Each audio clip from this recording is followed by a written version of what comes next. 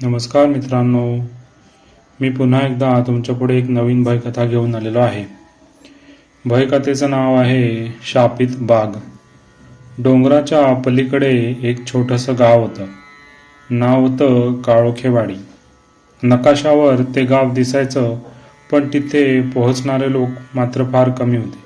कारण त्या गावाबद्दल एक विशिष्ट गोष्ट सांगितली जायची, ती म्हणजे गावाच्या बाहेर एक खूप मोठी बाग होती. इतकी मोठी की तिच्या शेवटचं टोक सुद्धा कधी कोणी पाहिलं नव्हतं. त्या बागेत उंच झाडं होती, झाडखोडांची शेकडो वर्षांची. त्यांच्या फांद्या आकाशाला भिडलेल्या आणि मुळे जमिनीवर सापासारखी वळलेली.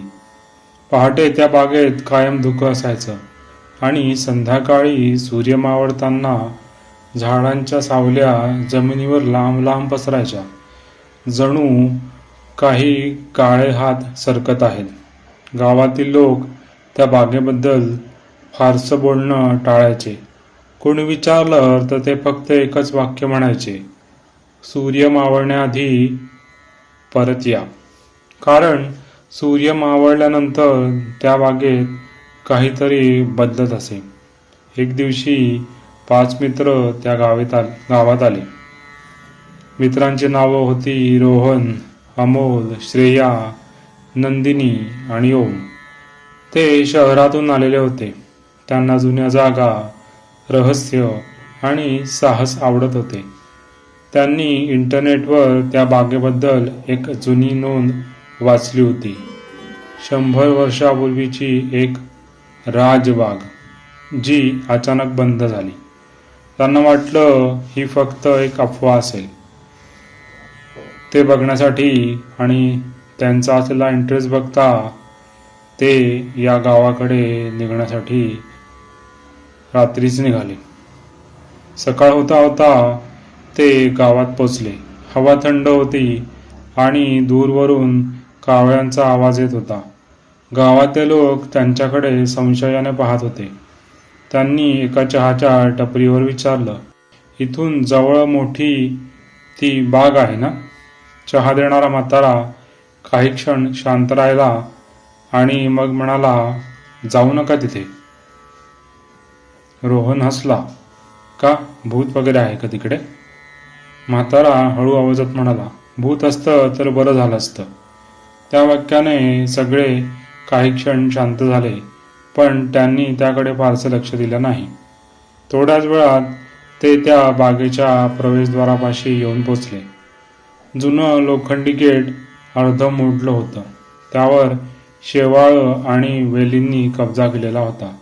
आत पाहिलं तर लांबपर्यंत झाडं दिसत होती, इतकी दाट की सूर्यप्रकाश सुद्धा जमिनीवर पोहोचत नव्हता. ते आत गेले. पहिल्या काही मिनिटात सगळं त्यांना सामान्य वाटत होतं. पक्ष्यांचे आवाज, पानांची सळसळ. पण हळूहळू त्यांना एक विचित्र गोष्ट जाणवू लागली. त्या बागेत पक्षी आत येत होते, पण बाहेर जात नव्हते. जमिनीवर काही ठिकाणी लहान प्राण्यांचे सांगाडे पडलेले होते. हे काय? नंदिनी हळूच आवाजात म्हणाली. ते पुढे चालत राहिले. दुपार झाली. झाडांच्या मध्ये त्यांना एक जुना दगडी मंडप दिसला. त्याच्या भिंतीवर कोरलेली अक्षरं जवळपास पुसली गेलेली होती. पण अमोलने धूळ साफ केली आणि काही शब्द दिसले. रक्ताने पेरलेली बाग कधीही शांत नसते, असं तिथे लिहिलेलं होतं. त्यांनी एकमेकांकडे पाहिलं. अचानक वाऱ्याचा जोरदार झोत आला. झाडांच्या फांद्या जोरात हलल्या आणि मग एक विचित्र आवाज आला, जणू जमिनीखालून काहीतरी हलत होतं. ओम खाली बसला. त्याने मातीला हात लावला. माती गरम होती. तेव्हा त्यांना पहिल्यांदा दिसलं, झाडांच्या मुळ्या हलत होत्या, जणू त्या जिवंत होत्या. रोहन म्हणाला, हे शक्य नाही. पण त्या क्षणी एक जाड मूळ जमिनीखालून बाहेर आलं आणि एका मृत प्राण्याच्या सांगाड्याला त्याने घट्ट पकडलं. काही सेकंदात तो सांगाडा मातीखाली ओढला गेला. सगळ्यांच्या अंगावर हे बघून काटाच आला. आता सूर्य मावळाला आला होता. झाडांच्या सावल्या आता मोठ्या होत होत्या आणि अचानक सगळीकडे शांतता पसरली. पक्ष्यांचे आवाज थांबले आणि वाराही थांबला. मग दूरवरून एक किंकाळी आली. जणू कोणीतरी वेदनेने ओरडत होतं. श्रेया म्हणाली, चला आपण आता बाहेर जाऊया, इथं जास्त वेळ नको थांबायला. त्याबरोबर सगळे गेटकडे धावायला लागले. पण काही मिनिटांनीच त्यांच्या लक्षात आलं की त्यांना गेट सापडतच नव्हतं.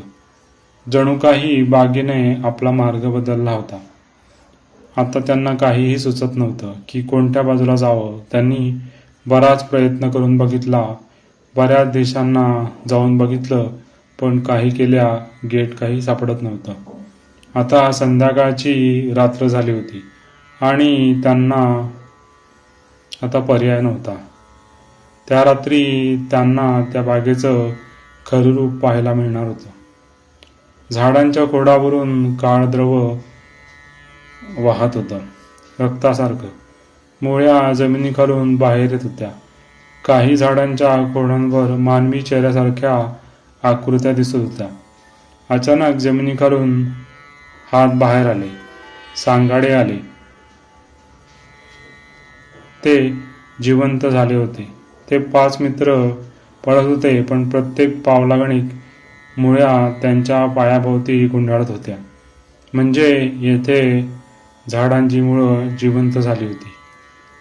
होम अचानक खाली पडला. एक जाड मूळ त्याच्या पायाभोवती गुंडाळलं गेलं आणि त्याला ते जमिनीखाली ओढू लागलं. तो ओरडत होता. बाकीचे त्याला पकडण्याचा प्रयत्न करू लागले, पण काही सेकंदातच तो पूर्णपणे मातीखाली ओढला गेला. जणू तो कधी अस्तित्वातच नव्हता. ते चौघे थरथरत उभे होते. तेव्हा त्यांना त्या बागेचं कारण समजलं होतं. मंडपाच्या मागे त्यांनी एक जुना दगडी फलक पाहिला. त्यावर लिहिलं होतं या बागेच्या इतिहासाबद्दल. 100 वर्षापूर्वी या जागेवर एक जमीनदार राहत होता. त्याने ही बाग तयार करण्यासाठी शेकडो मजुरांना इथे कामाला लावलं होतं. पण पैसे देण्याऐवजी त्याने त्यांना मारून त्यांची शरीरं याच बागेत पुरली होती. त्या मृत शरीरांवरच ही झाडं उगवली होती, त्यांच्या रक्तावर. त्या आत्म्यांचा राग त्या झाडांमध्ये अडकून राहिला होता आणि म्हणूनच ती बाग रात्री जिवंत व्हायची आणि तिला एक प्रकारे शापित बाग म्हटलं जायचं. तेव्हा रोहनला उपाय सुचला.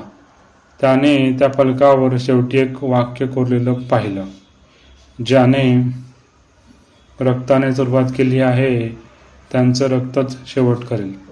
म्हणजे त्या जमीनदाराच्या रक्तानेच हा शाप संपू शकणार होता.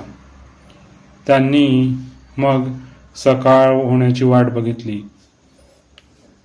नशिबाने यावेळेस त्यांच्यावर कुठल्याही प्रकारे झाडांच्या मुळ्यांमार्फत हल्ला झालेला नव्हता. सकाळ होताबरोबर त्यांनी गाव गाठलं आणि गावात जाऊन चौकशी केली. गावात अजूनही त्या जमीनदाराच्या वंशातला एक म्हातारा जिवंत होता असं त्यांना कळलं. मग त्यांनी त्या जमीनदाराच्या वंशातल्या त्या म्हाताऱ्या माणसाकडे जाऊन त्याला घडलेला प्रकार सांगितला. तो प्रकार ऐकल्याबरोबर तो घाबरला, पण शेवटी तो शापमुक्त करण्यासाठी तो तयार झाला. मग दोघं आणि तो म्हातारा असे तिघे बागेत गेले. पहाटे मंडपाजवळ त्या म्हाताऱ्याने आपल्या हाताला जखम केली आणि रक्त मातीवर टाकलं. काही सेकंद शांतता होती. मग जमीन जोरात हलली. झाडांच्या मुळा तुटायला लागल्या. जमिनीखालून किंकाळ्या ऐकू आल्या आणि हळूहळू सगळं शांत झालं. बाग पुन्हा सामान्य झाली. पक्ष्यांचे आवाज परत आले. सूर्यप्रकाश जमिनीवर पडू लागला. आता शाप संपला होता. पण त्या मातीखाली अजूनही शेकडो सांगाडे होते आणि त्या तिघांना एक गोष्ट कायम लक्षात राहणार होती. कधी कधी झाडं फक्त मातीवर वाढत नाही, तर ती मानवी पापांवर पण वाढतात. धन्यवाद.